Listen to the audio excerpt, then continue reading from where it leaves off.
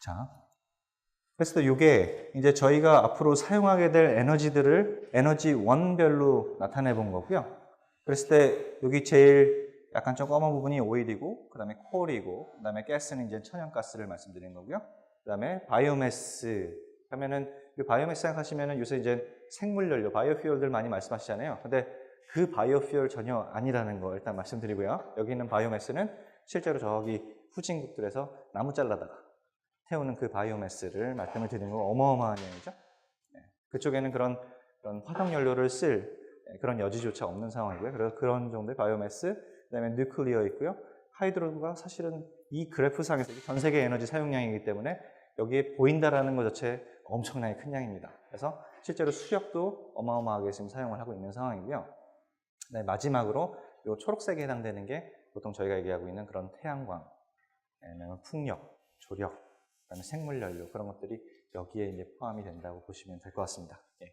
그래서 실제로 일단은 저희가 지금 뭐 신문지상이나 그런 걸 접하면은 어떤 이런 신재생 에너지들이 당장 모든 거를 다 바꿀 것처럼 말씀들을 하시면 실제 지금 이 프로젝션이 2030년이지만 더 가도 그렇게 크게 많이 늘어나지는 않고요.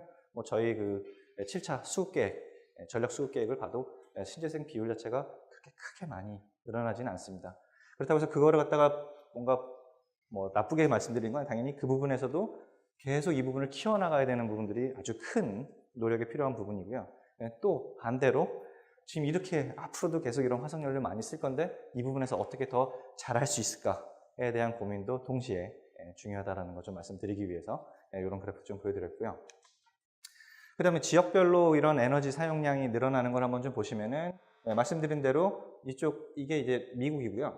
미국이고 그 다음에 이 파란색이 이제 EU, 지금 영국이 깨져나가기 시작하고 있지만 얘네들은 거의 사용량에 변동이 없죠. 실제로 쟤네들 같은 경우는 그러면 에너지 사용량은 변동이 없지만 실제로 필요한 에너지 사용량은 계속 늘어납니다. 인구는 뭐 그만하긴 한데 한 사람이 쓰는 어떤 에너지 사용량은 계속 늘어나고 있기 때문에 자, 그 표현이 뭐냐면 결국은 얘네들이 쓰는 에너지 양은 정해져 있는데 화석연료는 똑같이 쓰는데 다만 그걸 갖다가 좀 더 효율이 좋게 발전을 해서 거기서 유용한 전기들을 더 많이 끄집어내는 거죠. 그러니까 쓰는 양, 화석연료의 양은 같지만 실제로 쓰는 전기량은 많아질 수 있겠죠. 효율이 좋은 발전을 할 수 있다 그러면. 그런 의미에서 실제로 가용한 에너지의 양은 늘어나고 있는데 쟤네들 같은 경우는 그런 기술적인 발전으로 인해서 에너지의 전체 사용량은 이게 이제 세츄레이션이 되는 거고요. 다만 이 중국이라든지 혹은 여기 인도, 그 다음에 중동지방 부분들에서 주로 많이 에너지 사용이 증가되는 것을 보실 수가 있습니다. 자, 그랬을 때 이제 저희가 이렇게 에너지 사용이 늘어나면 사람들이 고민하는 거는 결국 이런 에너지 사용으로 인해서 무분별한 사용으로 인해서 이렇게 표현하죠. 무분별한 사용으로 인해서 우리 지구의 환경이 좀 나빠지고 있다. 뭐 기후 변화가 일어나고 있다. 뭐 그냥 아니면은 글로벌 워밍 얘기하고요. 자, 그랬을 때 환경 문제에 대해서 좀 히스토리를 한번 쭉 보시죠. 그러면은 이게 어떤 시대별로 사실 사람들이 관심을 갖는 환경 팩터들이 좀 다릅니다. 환경 문제에 대한 그 관점이 좀 다른데요. 예를 들면 1960년대에는 주로 많은 경우에 얘기를 하는 게 thermal pollution에 대해서 얘기를 많이 하는데요. 자, 여러분들 thermal pollution from electrical power plants, 우리가 이제 파워 플랜트에 대해서 다룰 건데 여러분들 발전소들은 대부분 강가나 바닷가에 위치하고 있다는 건 잘 아시고 계시죠? 강가나 바닷가에 위치하고 있는 게 왜 그렇죠? 왜 산중에 안 있을까요? 화력발전소 같은 거. 그렇죠. 쿨링 워터. 나중에 보시겠지만 쿨링 워터가 어마어마하게 필요한데요. 그걸 갖다가 수돗물 틀어갖고 될 수 있는 여지는 없다는 얘기죠. 결국 강물 써야 되고 바닷물 써야 되고. 그러다 보니까 결국 쿨링 워터가 필요하다는 얘기, 쿨링 워터라는 건 발전소에 들어갔다가 나오면 온도가 뜨거워져서 나옵니다. 걔가 쿨링을 해야 되니까 뭔가를 식히고 나가야 되니까 자기는 뜨거워지죠. 결과적으로 발전소 주변에 강물 온도, 바닷물 온도가 좀 올라가겠죠. 그런 thermal pollution을 말씀을 드리는 겁니다. 그래서 발전소 주변에 뭐 생태계가 어쩌고 뭐 그런 얘기들을 많이 했었죠. 그리고 또 한 가지 CO. CO라는 거는 여러분들 결국 화석연료라는 거는 저희가 하이드로카본이라고 부르죠. 하이드로카본. 탄화수소라고 부르는데요. 일반적으로 화석연료에는 카본하고 하이드로전이 주요한 에너지원입니다. 수소, 결국 그 화석연료 중에. 그러다 보니까 자, 그 화석연료 중에 카본을 갖다가 태우면 뭐가 나오죠? 태운다라는 건 여러분들이 산소하고 결합을 시키는 거죠. 네, 카본을 태우면 CO2가 나옵니다. 그죠? 거기 있는 하이드로전을 태우면 물이 나오죠. H2O가 나오죠. 자, 그랬을 때 그럼 저 CO라는 건 뭐냐면 결국 여러분들이 연료가 있으면 카본이 있으면 그걸 갖다가 잘 태워서 나오면 그게 CO2예요. 더 이상 태울 수 있는 건 없고요. CO2가 저희가 연소하는 입장에서 봤을 때는 Complete Combustion Product라고 합니다. 완전 연소했을 때 CO2가 나오는데요. CO라는 거는 결국은 그 얘기는 뭐냐면 지금 산소가 하나가 덜 붙었죠. 원래 CO2가 됐어야 되는데 CO는 저희가 불완전 연소에 의해서 나오는 폴루턴트로 얘기를 합니다. 결과적으로는 그런 폴루턴트의 개념인데요. 결국 연소를 많이 하이드로카본, 화석연료를 많이 쓰는데 잘 못 태운 거죠. 저 당시에 사람들이 잘 못 태운 거죠. 소위 말로. 그런 CO에 의한 부분들이 가장 큰 이슈였고요. 그 다음에 7, 80년대 들어오면서는 이제 포커스가 얘네들이 없어진 건 아니지만 포커스가 조금 바뀌는데 지금 보시면은 테트라에틸 리드라는 건 뭐냐면 리드라는 거는 여러분도 아시겠지만 납이죠, 납. 이게 뭐냐면 첨가제입니다. 자동차 연료에 들어가는 첨가제인데요. 자동차 좀 관심 있으신 분들은 알겠지만 고급 휘발유 그런 거 하면서 옥탄가 그런 얘기 하시잖아요. 요 테트라에틸 리드가 결국 옥탄가를 높여주는 그런 역할을 하는 첨가제인데 결국은 태우고 나오면은 이 납은 그대로 뒤에서 나오는 거죠. 이런 납성분에 의한 오염들 문제가 됐었고요. 그 다음에 HC라는 거는 결국 하이드로카본 계열들인데요. 언번드 하이드로카본인데요. 결국 연료가 안 타고 나오든지 연료들이 좀 덜 타고 나오든지 걔네들을 통칭해서 언번드 하이드로카본, 하이드로카본 이미션들. 그 다음에 낙스, 질소산화물들은 지금도 많이들 말씀하시죠. 특히나 요새 다시 한번 대기질 나빠지면서 많이 말씀들 하시죠. 낙스. 그 다음에 요새는 이제 탈황, 휘발유라든지 이제 탈황 디젤들을 많이 쓰다 보니까 이제 이 부분은 말씀들 많이 안 하시지만 예전에는 대부분 이런 황성분들이 연료에 많았기 때문에 그 황이 탔을 때 나오는 황산화물들 문제가 많았었고요. 산성비, 요새는 산성비 얘기 잘 안 하시죠? 그런 얘기들. 그 다음에 이제 다시 돌아온, 저 요새 다시 돌아온 요 PM들, PM 너무 많이 들으셨죠? PM이 Particulate Matter인데요. Particulate Matter. Particulate Matter는 여기 숯이라는 건 여러분들 요새는 다 천연가스 차로 바뀌었고 버스로 바뀌었고 별로 없지만 예전에 디젤 버스 기억하시면 얘네들 언덕 올라갈 때 뒤에서 연기가 빡 나오잖아요. 검은 연기. 그게 이제 보통 이제 숯이라고 얘기를 하고요. 연소 과정 중에 생기는 건데 숯인데 혹은 거기에 플러스로 여러 가지 어떤 물질들, 작은 입자상 물질들이 합쳐졌을 때 통칭해서 PM이라고 부릅니다. 그러니까 숯은 PM의 subset이라고 보시면 되겠고요. 그래서 그런 PM들이 결국 여기 보시면 이게 다 자동차 관련된 것들입니다. 자동차가 이제 부흥을 하면서 계속 퍼지면서 자동차 관련된 이미션들에 대한 논의들이 아주 많았고요. 자, 이제 90년대 오면 이제 좀 더 팬시해지고요. 그래갖고는 에어 톡식이라고 해갖고는 여기 이거에 대해서 그냥 인터넷 들어가 찾아보시면은 인간들이 한 100가지, 한 200가지 종에 대해서 100에서 한 200가지 사이 정확히 너무 기억이 안 나는데 그래서 이런 거는 인간들에게 위험한 물질이다, 발암 물질이다, 어쨌든 여러 가지 카테고리를 두고서는 그런 리스트를 둡니다. 그래서 조금 더 뭔가 팬시해지는 부분이 있겠고 여기는 자동차나 발전소만이 아니라 이제는 여러 가지 이제 공장들이라든지 여러 공정들 다 포함해서 그런 부분들에 대해서 나오는 폴루턴트도 이제 얘기를 하기 시작했고요. 자, 그런데 사실 여러분들 지금 요새 가장 많이 얘기되는 게 결국 온실가스잖아요. CO2. 우리 이산화탄소 저감해야 된다. 자, 이산화탄소, CO2. 이산화탄소에 대해서 얘기를 혹시 어렸을 때 사람들이 우리는 CO2는 정말 이건 문제가 많다 그렇게 얘기하는 걸 들어보신 적이 있으신가요? 나이대에 따라 좀 다르긴 하겠지만 이게 CO2가 문제가 되기 시작하고 이렇게 회자가 되기 시작한 게 사실은 그렇게 오래된 일은 아닙니다. 생각해보면 CO2라는 거는 여러분들이 하이드로카본 연료를 사용하는 이상 제일 잘할 수 있는 게 CO2예요. 그렇죠? 왜냐면 하이드로카본 연료를 쓰면 거기 카본이 들어있는데 걔를 제일 잘 태울 수 있었던 게 CO2거든요. CO2는 여러분들 폴루턴트가 아닙니다. CO2를 갖다가 오염물질이라고 하는 사람은 없어요. CO2는 완전 연소 물질이에요. 그러니까 좋은 물질이 사실은 연소 관점에서 봤을 때는. 근데 다만 그게 글로벌 워밍 이펙트가 있는 게 문제인 거죠. 글로벌 워밍 포텐셜이 있는 게 문제인 거죠. 그리고 그 CO2에 대해서 그렇게 모든 국가들이 적극적으로 얘기하기 시작한 거는 실제로 2000년대 들어서입니다. 그제서야 이제 뭔가 좀, 이거 문제 있는 거 아니냐, 어떻게 좀 해야 되겠다. 그러니까 이런 것들을 보시면은 실제로 또 시간이 변함에 따라서 어떤 거를 갖고 또 사람들이 문제를 삼을지는 이제 봐야겠죠. 그러니까 우리가 인간 역사가 되게 길다고 생각을 하지만 실제로 보시면 끽해봐야 한 50년 정도뿐이 안 되는 거거든요. 50년 사이에도 이렇게 많은 변화가 있었으니까 앞으로 한번 계속 볼 일이기는 합니다. 자, 그랬을 때 CO2에 대해서 이제 계속 얘기를 해보겠습니다. 자, CO2.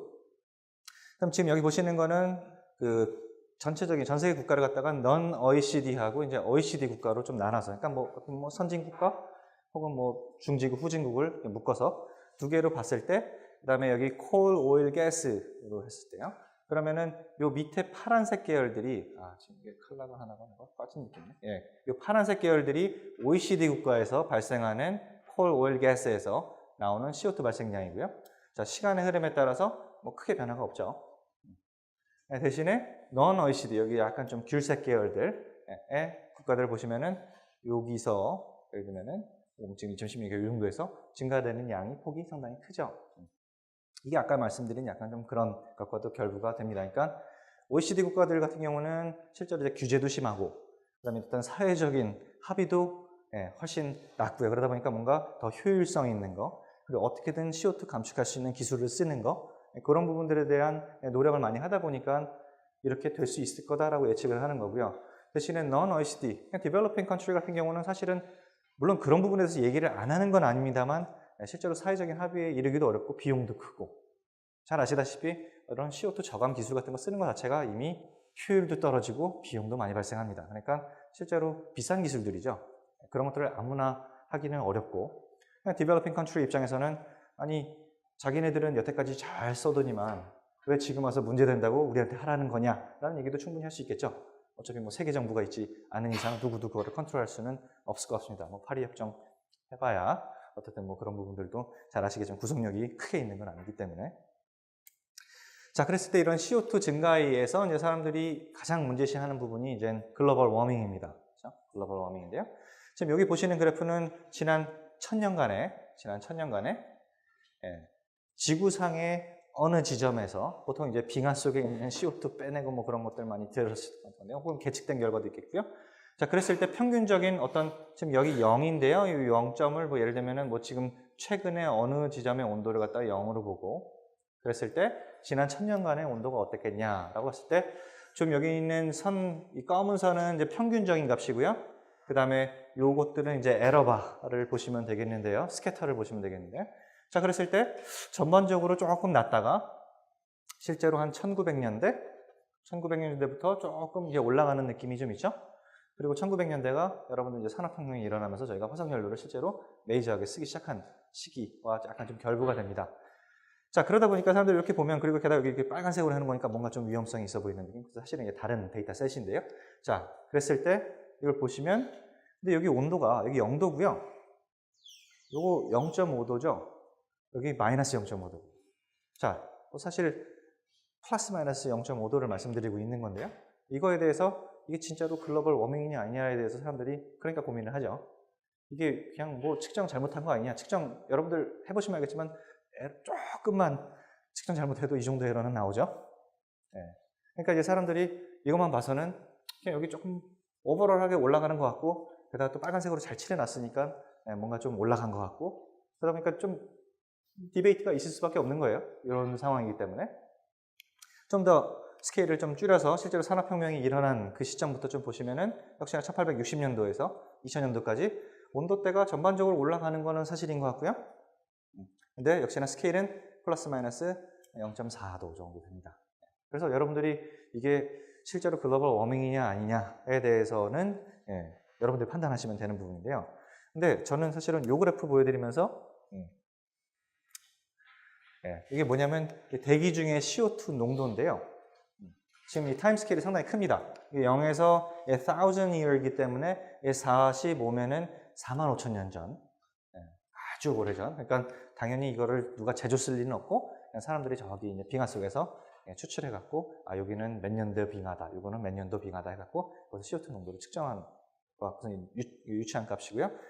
그랬을 때, 여기 보시면은 이렇게 한 200 ppm 정도 됐었을 것 같다. 이 당시에는 지구의 CO2 농도가. 그러다가 여기 좀 이렇게 올라가네요. 여기 올라가는 게 여기는 아직도 지금 뭐 15,000년 전이죠. 뭐 이때 화석연료를 쓴 거는 당연히 아니고 그냥 간빙기입니다. 간빙기. 빙하기고 간빙기예요. 그러니까 더 많은 부분이 이제 빙하에 갇혀 있었던 거고 이쪽이 간빙기고. 그래갖고 보통 사람들이 얘기하기를 historically 지구상에는 대충 한 200에서 한 300 ppm 정도 왔다 갔다 한다. CO2가. 자, 거기까지는 좋은데 어때요? 여러분들 최근에 뉴스 보셨잖아요. CO2 농도가 얼마를 넘어갔죠? 나왔다고, 얼마나 넘어갔다고 신문에서 좀 이렇게 크게 때린 적이 있었는데 혹시 400 ppm? 들어보셨나요? 400 ppm? 400 ppm을 최근에 넘어갔습니다. 뭐 400 ppm 그래서 뭐 어쩌라는 거냐라는 말씀을 하시면 어쩔 수는 없는데요. 자, 400 ppm 넘어갔다. 자, 그게 뭐냐? 결과적으로 지금 여기 보시는 요 샤프한 인크리즈가 결국은 가장 최근에 인간 활동에 의해서 대기 중에 CO2가 올라간 건데요. 저도 사실 마찬가지고요. 아, 그래, 뭐 여기 200 ppm 했고 여기 뭐 한 250 ppm 되고 그래서 지금 최근에 400 ppm 넘어갔는데 그래서 그게 어쩌다라는 거냐. 사실 어쩌다라는 거에 대해서 저는 모른다라는 게 가장 무서운 사실인 것 같거든요. 그러니까 결과적으로 사람들이 땅속에 있는 카본을 갖다가 빼다가 지금 대기 중에다 풀어놓고 있는 상황이잖아요. 아주 무서운 속도로. 그랬을 때 그게 무엇을 일으킬 것이냐. 뭐 사람들이 막 예측하잖아요. 뭐 기후 시뮬레이션하고 뭐 시뮬레이션 하지만 저는 뭐 그런 거 저런 거 떠나서 어차피 웬만하면 잘 시뮬레이션을 믿지도 않거니와 특히나 그런 큰 스케일의 시뮬레이션은 그 많은 팩터들을 다 고려할 수 있을까라는 생각도 많이 들고요. 그렇지만 저는 하나 불안한 거는 뭐가 일어날지 모르겠다라는 게 불안한 거죠. 그러니까 아무것도 실제로 안 일어날 수도 있고요. 근데 뭐가 일어나도 이상하지 않을 만큼 사람들이 뒤바꿔 놓고 있는 것도 사실인 것도 맞습니다. 사실은 그런 부분이 더 위험성이 있는 거 아닌가 싶고요. 뭐 요새 기후가 조금 이상하잖아요. 요새 장마철인데 비도 안 오고. 그죠?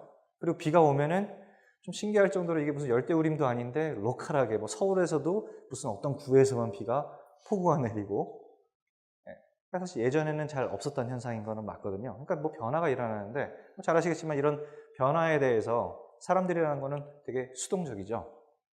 뭐 비 오면 일단 숨고 비 안 오면 우산 쓰고 다니고 그다음에 이제 밖에 온도 평소보다 덥네. 올해는 최고 온도를 찍었다 그러네. 그러면 들어가서 에어컨 키실 거잖아요. 오늘 최저기건 찍었네. 그럼 들어가서 히터 키시잖아요. 사실 뭔가 더워진 거, 차가워진 거를 해결하시는 게 아니라 그냥 자기 스스로가 시원해지고 따뜻해지고를 찾는 거잖아요. 해결이 아니죠. 사람은 자연에 대해서 상당히 수동적이거든요. 그런 면에서는. 그런 부분에 있어서 위험성이 있는 게 아닌가라는 생각을 좀 하는 거고요. 자, 그랬을 때 사람들이 이제 우리 이렇게 해서는 안 되겠다. 우리 CO2 농도가 좀 줄어야 되겠다 해서 시나리오를 만듭니다. 우리 550 ppm으로 세츄레이션 시키자. 더 이상 우리 뭐 200 ppm, 300 ppm으로 갈 엄두도 안 나고 대기 중에 550 ppm으로 한번 세츄레이션 시켜보자. 혹은 450 ppm으로 한번 세츄레이션 시켜보자 라는 시나리오를 만들어 봤습니다. 그래서 지금은 사람들이 450 ppm 시나리오를 훨씬 더 시리어스하게 받아들이고 있고요. 그렇게 해야만 한다. 그리고 450 ppm 시나리오가 줄 수 있는 거는 대기 온도 상승 2도씨, 글로벌 워밍 2도씨를 막아보겠다라는 게 450 ppm 시나리오입니다. 자, 그랬을 때 그럼 어떻게 되냐? 지금 여기 보시는 그래프가요. 어떤 그래프냐면 이렇게 얘기하시면 여기가 지금 연도가 나와 있죠. 연도가 쭉 나와 있고요. 그 다음에 이 Y축이 기가톤이라고 되어 있는데요. 결국 이게 CO2, 그냥 온실가스 배출량입니다. 자, 저 기가톤이 지금 뭐 30기가톤, 35기가톤 이렇게 나와 있는데 얘네들이 어떤 스케일인지는 뒤에 바로 보여드릴 거고요. 일단은 보시죠. 그래서 지금 이 빨간색 그래프는 뭐냐면 결국 2015년에는 지금 현재 한 33기가톤 정도 세계적으로 배출하고 있다. 그 다음에 2030년이 되면은 그때는 한 40기가톤 정도 배출을 할 것이다. 사람들이 지금처럼만 하면. 이고요. 그걸 갖다 보통 비즈니스 as usual이라고 표현을 하죠. 지금처럼 하면. 자, 그랬을 때 어떻게 550 ppm을 우리가 세츄레이션 시키려고 그러면은 온실가스 배출량을 이렇게 세츄레이션 시켜야 된다. 450 ppm을 맞추려고 그러면은 오히려 줄여야 된다. 여러분들도 상상하시겠지만 줄인다는 게 거의 불가능에 가까워 보이지 않으신가요? 세계 인구 늘어나고 있고요. 특히나 저 개발 국가에서 많이 늘어나고 있고요. 거기서는 에너지 무분별하게 사용할 거는 자명하고요. 자, 이 줄인다는 거 만만치 않은 일이라는 건 충분히 판단할 수 있을 것 같습니다. 그렇죠? 자, 그랬을 때 어떻든 뭐 그러나 저러나 오케이 줄이려고 하면 어떻게 해야 되냐를 갖다가 또 열심히 사람들이 분석을 해줬죠.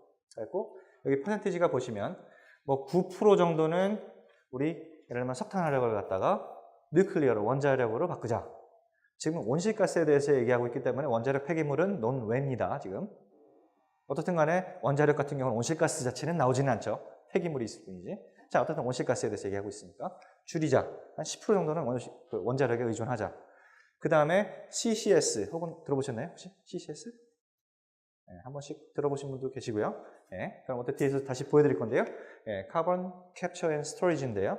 네, 결과적으로 연소를 했는데 거기서 CO2가 나오는 게 보통 이제 차 배기 파이프면 쭉 그냥 밖으로 나가서 대기 중으로 나가죠. 그게 아니라 CCS는 결국 거기서 나오는 CO2를 차에서는 안 되겠지만 그걸 잡아다가 땅속 깊이, 바닷속 깊이 묻자는 얘기입니다. 뒤에 그림이 있으니까 같이 보시고요. 그래서 결과적으로 화석연료를 쓰되 화석연료에서 나오는 CO2를 대기 중으로만 보내지 말자입니다. 결과적으로. 그러니까 그게 한 15% 정도 상당히 큰 포션을 얘기하고 있죠. 그 다음에 이게 이제 많은 분들이 얘기하시는 신재생물, 리뉴어블 부분, 그렇죠? 그 다음에 바이오퓨얼들 그런 부분들이 한 25%. 자, 그렇게 다 합쳤을 때 그게 대충 한 50% 되고요. 나머지 50%가 보시면 뭐라고 써 있어요? 에너지 에피션시라고 써 있죠. 자, 에너지 에피션시라는 게 뭐냐면 결국 기존 기술에 대한 효율 향상 그리고 또 저기에 또 엄청나게 많은 부분은 지금 여기로 계신 여러분들이 뭐 수업 시간에 필요 없으시면 핸드폰 좀 꺼주시고 집에서 안 쓰시는 불 있으면 불 좀 꺼주시고 실제로 생활 습관까지 포함이 되어 있습니다. 절약하면서 살아야 된다. 또 포함이 되어 있는 그 이피션시를 말씀드린 겁니다. 그러니까 기존 기술에 대한 효율 향상도 어마어마하게 큰 부분이고요. 그 다음에 실제로 지금 있는 에너지 사용 자체의 그런 습관 자체도 더 에너지 효율적인 방향으로 가자라는 것도 여기에 포함이 됩니다. 그래서 이런 얘기들을 하고 있는데 그래서 줄여야 되는 양이 얼마예요? 15기가톤이죠. 15기가톤. 1년에 15기가톤을 줄이자. 자, 그랬을 때 그 15기가톤에 대해서 말씀드리기 위해서 가져온 슬라이드가 이건데요. 보시면 도대체 1기가톤 per year라는 게 어느 정도에 해당되냐. 자, 여러 가지 그냥 한번 쭉 보세요. 그냥 관련 있는 분야가 있을 수 있겠고요. 근데 많은 사람들이 요거를 보여드리면 충분히 감이 차고 오는데요.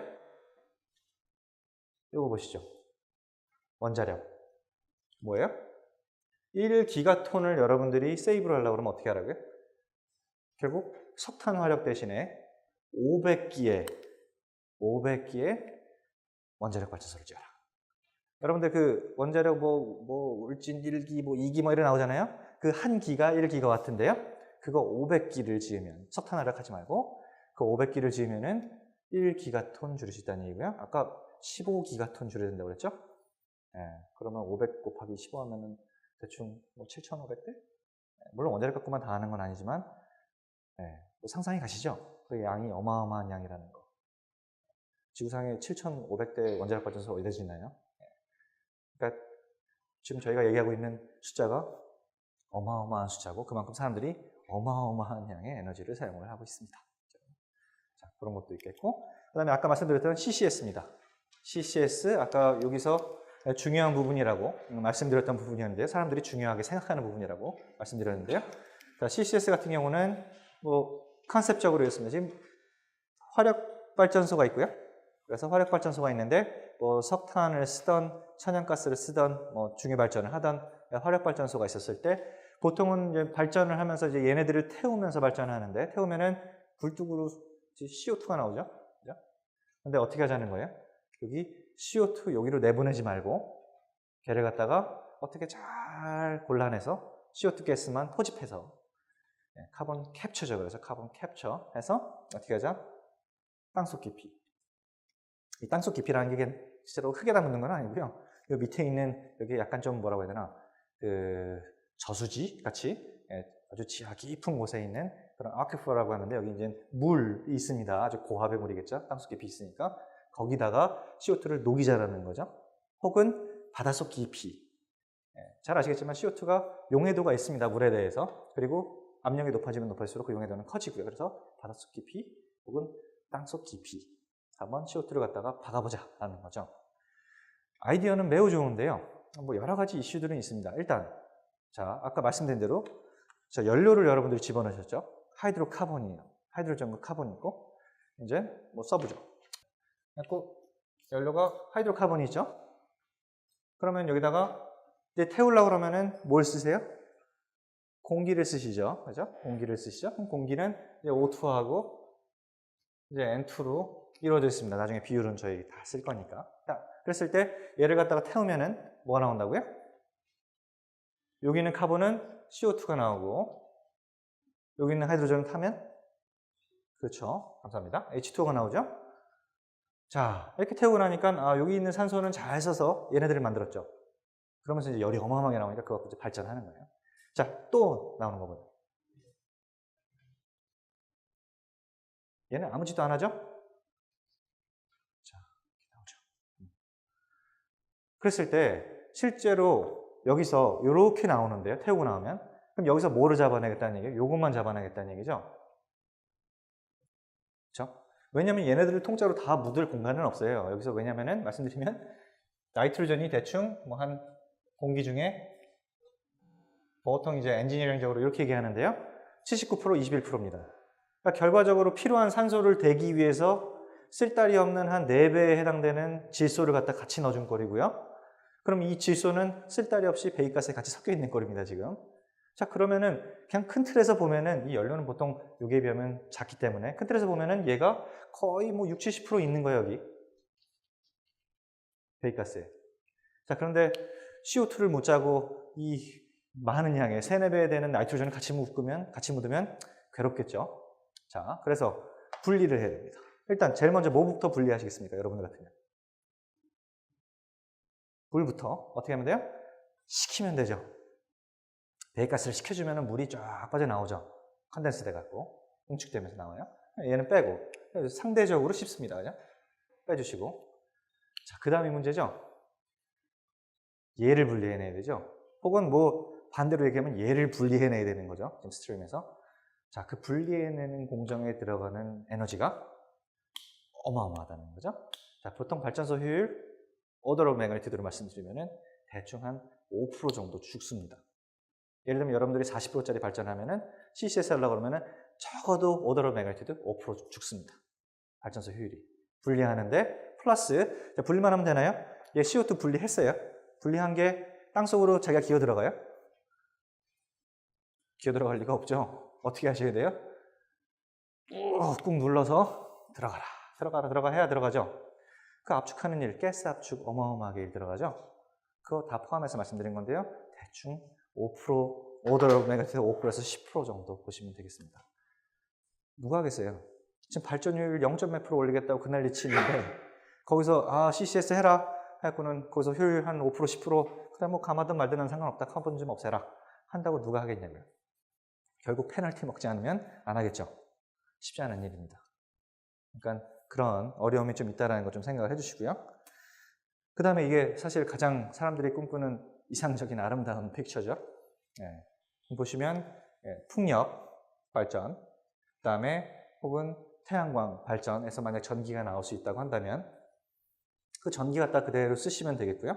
뭐 전기도 그게 가능하다고 한다면은 뭐 보시다시피 아주 극저온에서 그걸 갖다가 송전을 하면서 뭐 손실을 좀 줄이고 어차피 여기까지 뭐 필요 없지만 그렇고 그다음에 혹시나 차 같은 게 다니는데 아직 배터리 기술이 아직은 모자라서 뭐 연료가 필요하다 그러면은 하실 수 있는 거 있죠. 전기가 공짜로 있으면 전기 분해하시면 되죠. 물은 지구상에 많죠. 뭐 바닷물 어차피 전해질 필요하기 때문에 소금을 퍼다가 전기 가하시면 거기서 뭐가 나와요? 수소하고 산소가 짜게져서 나옵니다. 그럼 거기서 나오는 수소 포집해서 결국 수소를 갖다가 연료로 쓰시면 되죠. 연료전지에서도 쓰실 수 있겠지만 내연기관에서도 수소 잘 탑니다. 그러니까 결과적으로 수소를 연료로 쓰시고 자, 수소를 연료로 쓰시면 타고 나면 뭐가 나오죠? 다시 물이 나오죠. 아주 세상이 아름다워지는 거죠. 물 갖다가 쓰고 거기서 수소 만들어서 또 그걸 쓰면 또 물이 나오고 전기는 뭐 이게 공짜는 아니지만 어떻든 간에 기본적으로 자연에서 오고 사실은 가장 이상적인 모습입니다. 그죠? 근데 이제 이런 부분에 이제 걸리는 게 항상 우리는 인간 세상에 살고 있다 보니 돈이죠, 돈. 그렇죠? 결과적으로 여기 보시는 게 뭐냐면 levelized cost of energy, levelized cost of energy인데요. 뭐 쉽게 말씀드리면은 전기 1줄 생산하는데 돈 얼마 들어갔냐, 그렇죠?